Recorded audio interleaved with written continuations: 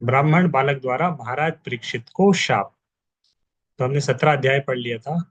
अभी 18 अध्याय शुरू करेंगे। 18 19 दो अध्याय बचे हैं श्रीमद् भागवतम के प्रथम स्कंद के।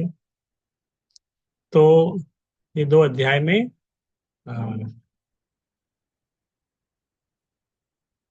इसका जिस तरह मैं बताया था, इसके अंदर 18वें अध्याय में 50 श्लोक है। 50 श्लोक है। शुरू शुरू में सुत गोस्वामी महाराज परीक्षित के बारे में वर्णन करेंगे, उनके जन्म से रिलेटेड, किसे जन्म मृत्यु जीवन कैसे कली के साथ उनका वो हो रहा। शुरू के 8 श्लोक में ये वर्णन आएगा। वो 8 श्लोक आज हम पढ़ेंगे। उसके बाद वाले श्लोक में आ, Suta Goswami and the sages discuss about nectarean glories of Krishna. भगवान के बारे में श्रवण करें तो सुत गोस्वामी और शौनक आदि ऋषि, उनके बीच में जो चर्चा चल रही है, चर्चा करेंगे कृष्ण कथा के बारे में, उसकी महिमा, किस तरह सबको पवित्र करता है। जो सुनता है, जो बोलता है, और जो श्रवण करता है। कोई प्रश्न कर रहा है, कोई उत्तर कर रहा है, और कोई केवल खड़ा है वहां पे सुन रहा है, सबको वो शुद्ध करती है।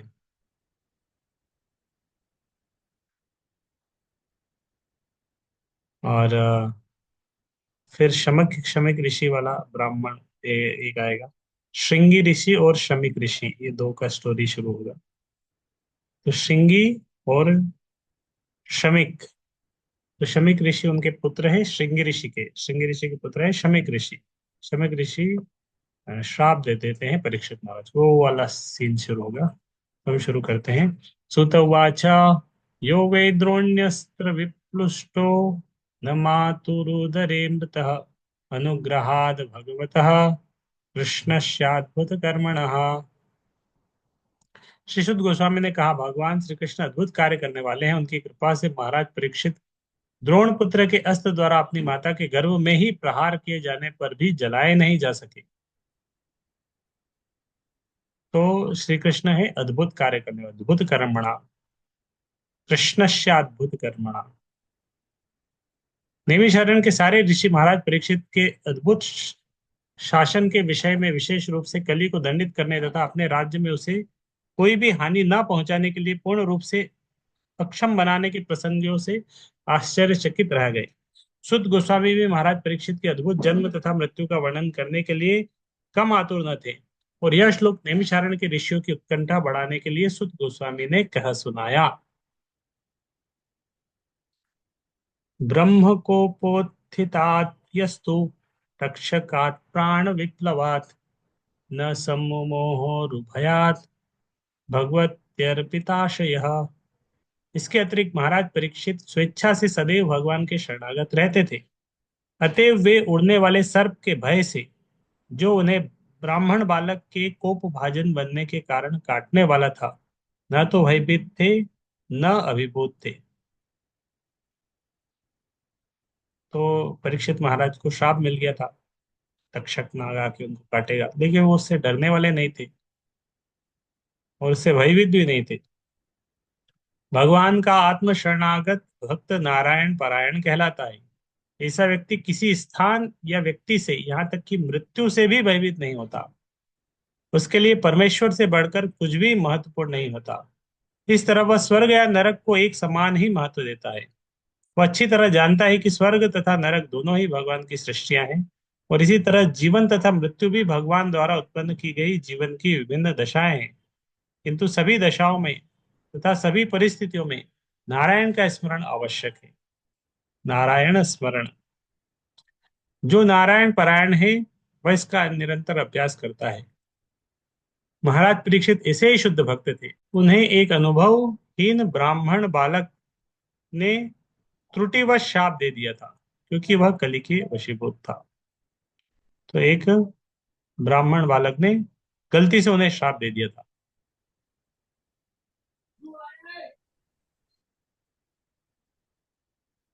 महाराज परीक्षित ने शाप को नारायण द्वारा प्रेषित समझा।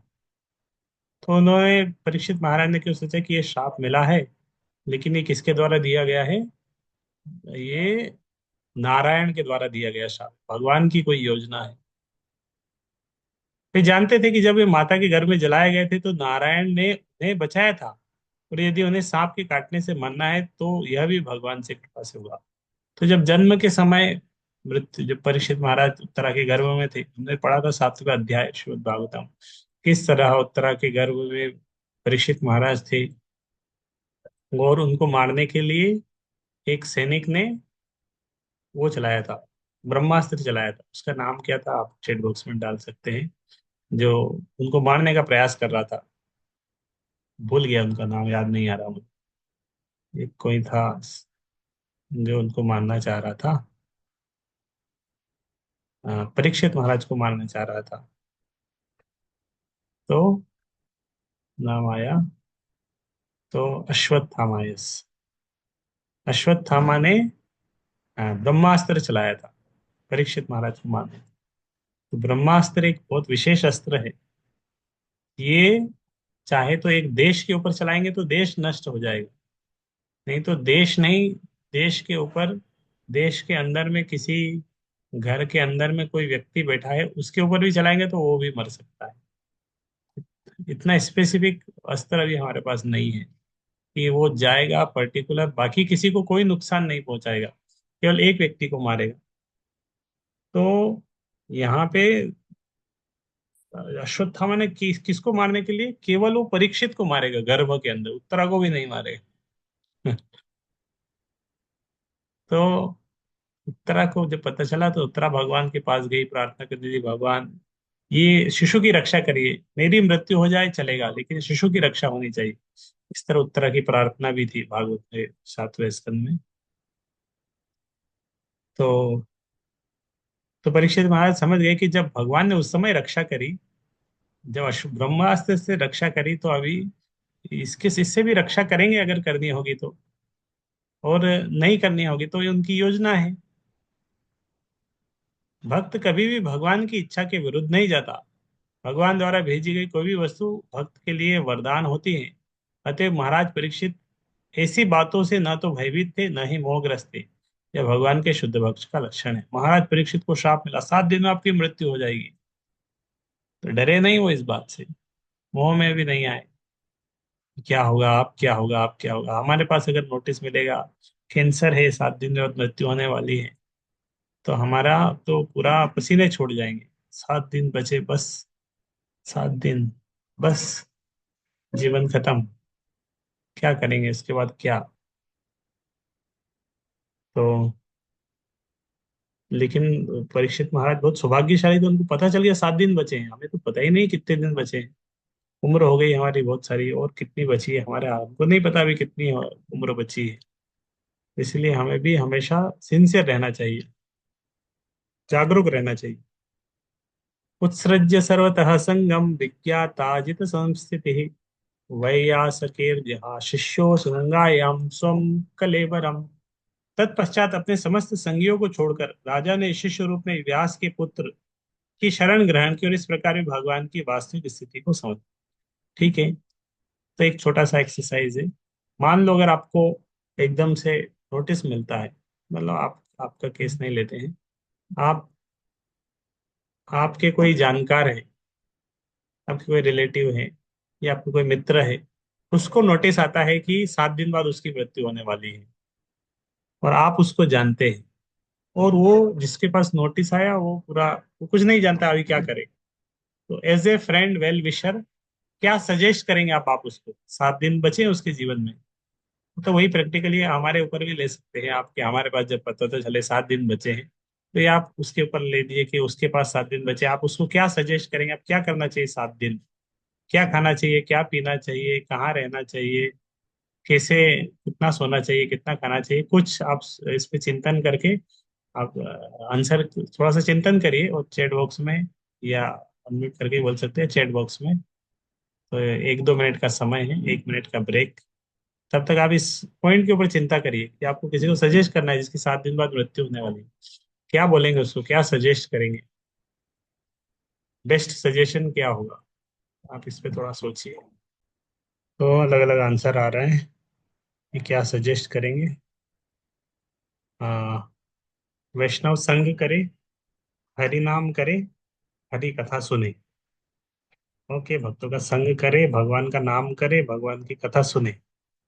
एक आंसर है, हम अपनी अंतरात्मा को, स्वयं को ईश्वर के भरोसे छोड़ दें। ठीक है। ओके। अधिक से जिन जिन लोगों के करीब लिया है सब, कर्ज लिया है उन सबको छोड़ भगवान की भक्ति कर दे। सब कुछ छोड़कर भगवान की भक्ति शुरू करें।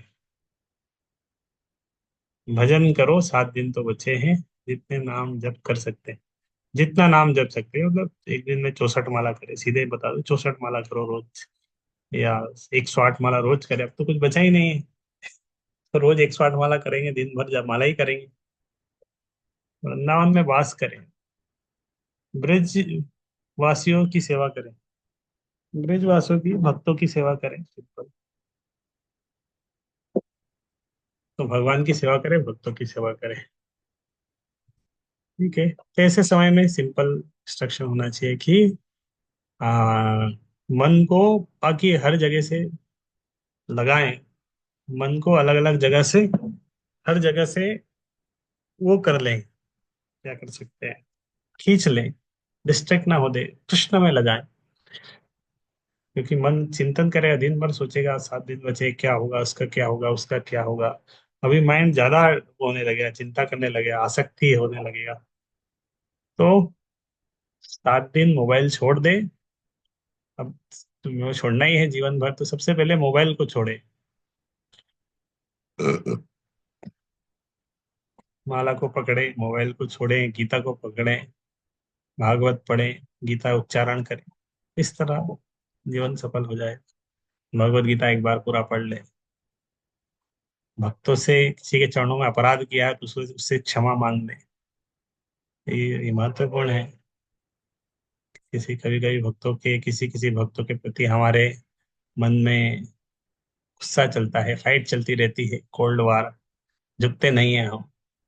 क्षमा कर देना चाहिए, क्षमा मांग लेना चाहिए। तो पढ़ते हैं आगे।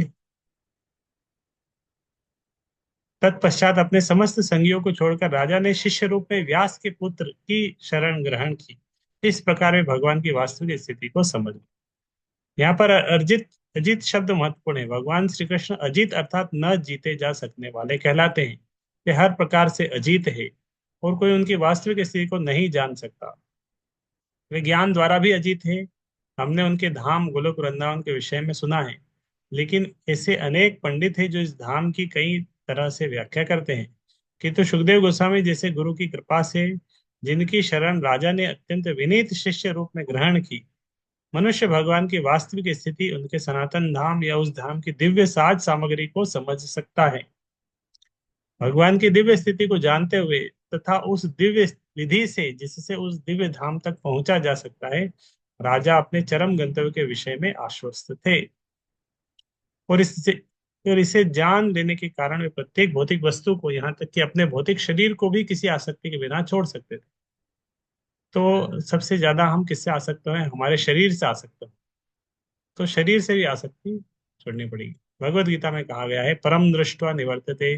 परम अर्थात वस्तुओं के श्रेष्ठ गुण को देख लेने पर मनुष्य सारी भौतिक आसक्ति छोड़ सकता है।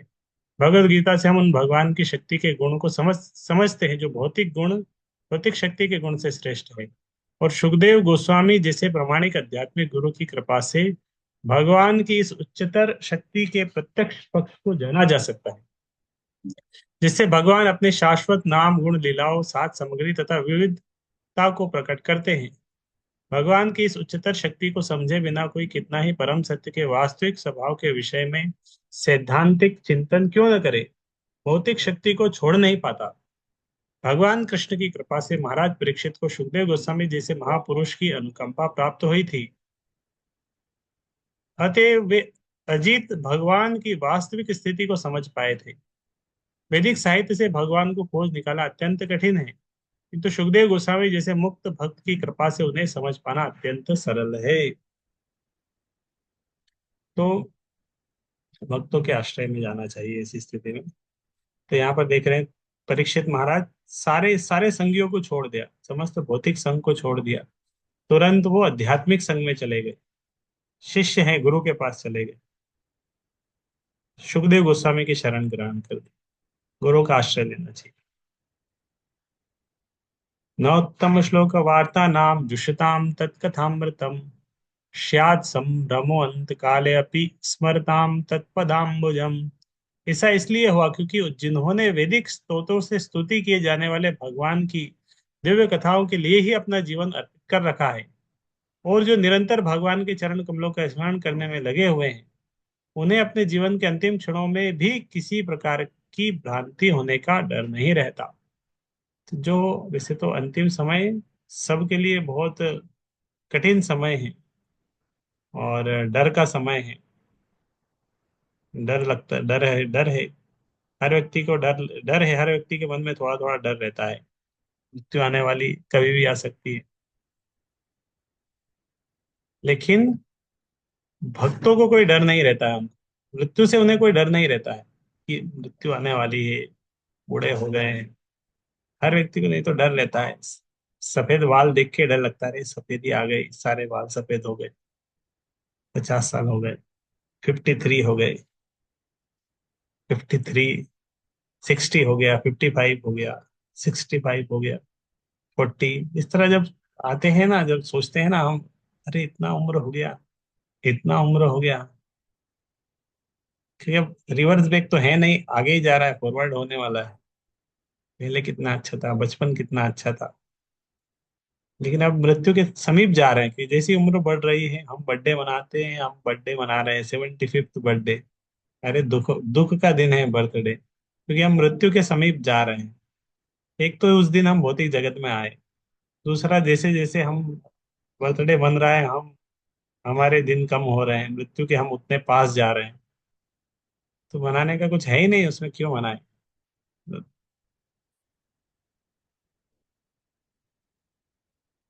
जीवन के अंतिम क्षण में भगवान की दिव्य प्रकृति को स्मरण करके जीवन की सर्वोच्च सिद्धि प्राप्त की जा सकती है। जीवन की यह सिद्धि उसे ही मिल पाती है जिसने सुखदेव गोस्वामी जैसे मुक्तात्मा द्वारा गाए जाने वाले वैदिक स्त्रोतों से या उन्हीं की गुरु शिष्य परंपरा के किसी व्यक्ति से भगवान की वास्तविक दिव्य प्रकृति के विषय में जाना है। वैदिक स्त्रोतों को किसी मनोधर्मी से सुनने से कोई लाभ नहीं होता, किंतु जब उन्हें किसी वास्तविक स्वरूप सिद्ध व्यक्ति से सुना जाता है और सेवा तथा विनय पूर्वक उसे ठीक से समझा जाता है, तब हर बात पारदर्शी रूप से स्पष्ट हो जाती है। इस तरह विनीत शिष्य जीवन के अंत तक दिव्य स्तर पर रह सकता है। वैज्ञानिक अनुकूलन द्वारा मनुष्य भगवान को जीवन के अंत समय तक स्मरण रख सकता है। जब शरीर के जर्जर होने से स्मरण शक्ति ढीली पड़ जाती है, वैज्ञानिक अनुकूलन द्वारा मनुष्य भगवान को जीवन के अंत समय तक स्मरण तक, तो भगवान को हम स्मरण रख सकते हैं अंत समय तक। शरीर जर्जर हो गया है, स्मरण शक्ति भी कम हो जाती है। आप छोटे बच्चों को देखेंगे, तुरंत उनका मेमोरी बहुत शार्प रहता है। श्लोक सिखाएंगे, तुरंत वो श्लोक सीख जाते हैं, सुपर फास्ट। अभी श्लोक सीखने जाएंगे, पूरा मेहनत करना पड़ेगा, भूल जाते हैं, याद नहीं रहता है। सामान्य व्यक्ति के लिए जीवन के अंत समय वस्तुओं को यथारूप में स्मरण रख पाना कठिन है। लेकिन भगवान तथा उनके प्रामाणिक भक्तों या गुरुओं की कृपा से मनुष्य को यह अवसर सहज ही प्राप्त हो जाता है, और महाराज परीक्षित के साथ ऐसा ही हुआ।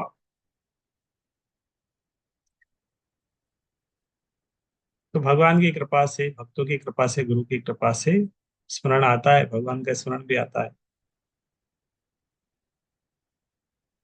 तो हमें भक्तों का, गुरु का स्मरण करना चाहिए। भगवान का स्मरण अपने आप आएगा, नाम हरि नाम का स्मरण करना चाहिए। तावत् कलेर्न प्रभवेत् प्रविष्टोऽपि ह सर्वतः यावदिशो महानुर्यामाभिमन्व एकराट। जब तक अभिमन्यु का महान शक्तिशाली पुत्र सम्राट, संसार का सम्राट बना हुआ है, तब तक कली के पनपने की कोई गुंजाइश नहीं है। जैसा कि पहले बताया जा चुका है कि कली ने इस पृथ्वी में बहुत पहले ही प्रवेश पा लिया था, और वह सारे संसार में अपना प्रभाव फैलाने की ताक में था। कलयुग आ गया था, फैलाना चाह रहा था अपना, लेकिन किंतु महाराज परीक्षित की उपस्थिति में के कारण वह ऐसा नहीं कर पा रहा था। यही अच्छे प्रशासन का ढंग है। कली जैसे उपद्रवी तत्व सदा ही अपने निंद कृत्यों को फैलाना चाहेंगे, लेकिन समक्ष राज्य का कर्तव्य है कि सभी प्रकार से इन्हें रोके। यद्यपि महाराज परीक्षित ने कली के लिए कुछ स्थान नियत कर दिए थे, किंतु उसी के साथ साथ उन्होंने प्रजा को इसका अवसर नहीं दिया कि वे कली के प्रभाव में बह जाएं। तो नियंत्रण करके रखा था कली को। यस्मिन् अहनि यर्हि एव भगवान उत्ससर्ज ग्राम तदा एव इह अनुवृत्तः असो धर्म प्रभवः कलिः। जिस दिन तथा जिस क्षण भगवान श्री कृष्ण ने पृथ्वी को छोड़ा, उसी समय समस्त अधार्मिक कृत्यों को बढ़ावा देने वाला कली इस संसार में आ गया। तो कली ने कब एंट्री करी? जब भगवान कृष्ण इस भौतिक जगत से अप्रकट हुए थे, कली एंट्री कर गया था। परीक्षित महाराज समझ गए थे ना, हमने पढ़ा था एक अध्याय जिसमें परीक्षित महाराज नहीं, युधिष्ठिर महाराज वो देख रहे थे कि अरे समय स्थिति बदल गई, समय बदल गया, लोग लोग बदल गए,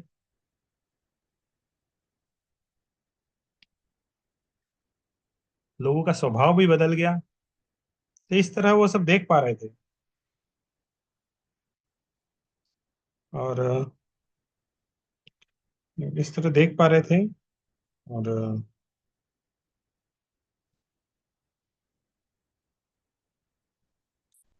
भगवान जैसे ही गए, कली आ गया। और आ तो गया था, लेकिन उसका उसका काम बन नहीं रहा था, क्योंकि परीक्षित महाराज थे। तो वो वेट कर रहा था कि कब परीक्षित महाराज जाएं ताकि उसका प्रभाव बढ़े। भगवान तथा उनके नाम, यश, गुण सभी अभिन्न है। तो भगवान भगवान का नाम और भगवान में कोई अंतर नहीं, भगवान का यश भगवान को अंतर नहीं, भगवान के गुण भगवान में कोई अंतर नहीं। भगवान की उपस्थिति के कारण कली पृथ्वी की सीमा में प्रवेश नहीं कर पा रहा था। इसी प्रकार यदि भगवान के पवित्र नाम, गुणों आदि के सतत कीर्तन का प्रबंध हो, तो कली के प्रवेश के लिए जरा भी अवसर नहीं मिल पाएगा। तो अगर हम घर में हरि नाम करते हैं, जप करते हैं, तो वहां भी कली प्रवेश नहीं कर पाएगा। भगवान का नाम हो रहा है। संसार में कली को भगाने की यही युक्ति है। कली युग युग धर्म हरि नाम संकीर्तन। कली को भगाना है तो आ, कृष्ण को बुलाना पड़ेगा। और कली काले कृष्ण नाम रूपे कृष्ण अवतार। तो भगवान का नाम का कीर्तन करेंगे, कलयुग चले जाएगा। आधुनिक मानव समाज में भौतिक विज्ञान के कारण बड़े बड़े विकास हुए हैं, और लोगों ने वायु में ध्वनि का विस्तार करने के लिए रेडियो की खोज कर ली है। अतएव इंद्रिय भोग के लिए किसी भद्दे स्वर को प्रसारित न करके, यदि राज्य भगवान के पवित्र नाम, यश, गुणों की दिव्य वाणी को जिस तरह से वे भगवत गीता भागवत में प्रसारित है करने का व्यवस्था करे, तो उचित वातावरण उत्पन्न होगा। संसार में धर्म की पुनः स्थापना होगी, और इस प्रकार प्रशासक लोग जो संसार से भ्रष्टाचार के उन्मूलन को लेकर इतने उत्सुक है, सफल होंगे। कोई भी वस्तु बुरी नहीं है यदि उसका उपयोग भगवान की सेवा के लिए किया जाए। तो वस्तु का उपयोग भगवान की सेवा में नहीं किया जा रहा है, इसलिए वो बुरी हो जाती है। भगवान की सेवा में किया जाएगा तो कुछ भी बुरा नहीं है। नानुद्वेष्टि कलिम सम्राट सारंग इव सारभुक् कुशलान्याशु सिद्ध्यन्ति नेतराणि कृतानि यत्। तो यहीं रखते हैं आज 6 नंबर श्लोक तक, ज्यादा नहीं पढ़ेंगे। लगभग आधा घंटा फिर भी हमने पढ़ लिया। और परीक्षित महाराज आ, के क्या गुण है ये पता चल रहा है। उनके जन्म के बारे में वर्णन चल रहा है, कैसे उनको श्राप मिलेगा, वो वाला सीन अभी, वो वाला सीन पे चीजें आने वाली कि कैसे परीक्षित महाराज को श्राप मिलेगा, क्या उनकी स्थिति थी। ठीक है। हरे कृष्ण।